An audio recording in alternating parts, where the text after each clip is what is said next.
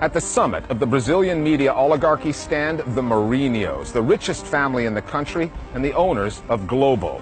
Globo's conglomerate beams out programming nationwide, from the Amazon in the north to Iguaçu Falls in the south. And its flagship newscast, Jornal Nacional, is an agenda-setting, broadcasting institution. It was Globo that put thousands and thousands of people in the streets to demonstrate against President Dilma. Na cobertura do esporte, vamos falar das manifestações que acontecem pelo país. That's political, not journalistic work. It acted like a political party. And Globo is more than a national TV network.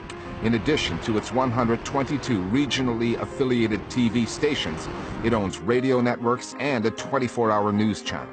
It distributes other broadcasters' channels on its own satellite, in addition to owning the newspapers that gave the company its start back in 1925. There's a well-known political maxim here in Brazil that sums up just how powerful, how influential Globo has become. It goes like this: if Globo doesn't show it, it didn't happen. Jornal Nacional is without any doubt the highest quality news program in the country. It is also extremely conservative, both politically and socially. There are also numerous examples of politicians having timed specific decisions and speeches so that they might appear on Jornal Nacional on the same day. Boa tarde, Renata. Boa tarde a todos. Havia uma grande expectativa em torno deste pronunciamento do presidente Michel Temer. Jornal Nacional remains the most significant national media power associated with political power. Associado ao poder político. Quando a gente pensa que a internet hoje... Consider for a moment that only 50% of Brazilians have internet access and that the remaining 50% are the poorest of the population. You can understand why television has become the most important information source. Globo is the most significant economic and political player in the industry, not only because it's the most watched and farthest reaching, but also because it's the media group that has been most favoured by the Brazilian state throughout history. Globo and the military government that took power in Brazil in a 1964 coup had a symbiotic relationship. Globo backed that coup and supported the military dictatorship right through until 1985. All you need to do is read the headlines of the O Globo newspaper from the days following the coup. They were celebrating the fall of a constitutional government, of an elected government. They supported the coup. The military government put their support behind a media group that was still growing.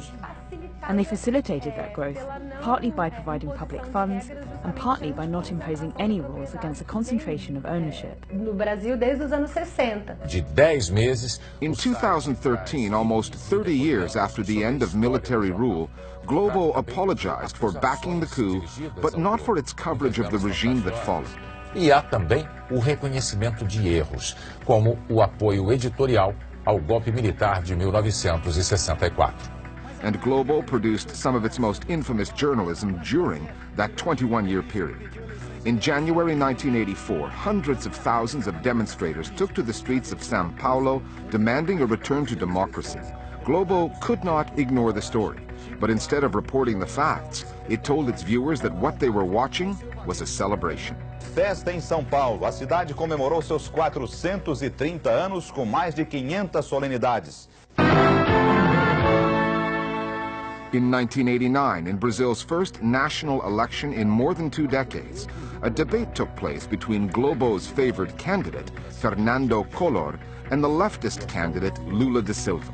Actually, there were 2 debates, the one that really happened and the version Globo edited heavily and put on the air. The way the debate was edited was one of the biggest scandals in Brazilian television history. Reveja agora alguns momentos do debate. It showed the best of Collor and the worst of Lula. Está uma candidatura que esposa teses estranhas ao nosso meio, teses marxistas. After some time, Globo's owners became disenchanted with Collor, and so they campaigned to get him impeached. Que levou ao impeachment do Collor. No caso do Grupo Globo, it's not only Globo, it is also true of all the other mainstream media groups that they have been aligned historically with politically conservative interests that defend the status quo, supporting the interests of the dominant elite in Brazil. If you make a historical analysis, they continue to act the same, representing the same interests. That's what many Brazilians saw in the movement that brought down President Dilma Rousseff last year. Globo and other like-minded media groups campaigning to overthrow a democratically elected government. O ritmo das bombas políticas que estão caindo sobre Brasília é ritmo quase diário.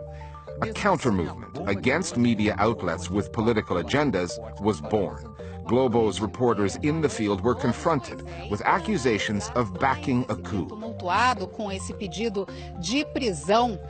A golpe in Portuguese. At the same time, a term was popularized. Media outlets were called Partido da Imprensa Golpista, which translates to Party of the Pro-Coup Press. We contacted Globo to give the company a chance to respond to its critics. It chose not to. Globo does have its competitors, all of them owned by wealthy families or individuals. However, plurality in media ownership here has failed to deliver a plurality of views. Media owners in Brazil are, without exception, white and conservative. They compete for audiences, but do so mostly from the same political and social points of view.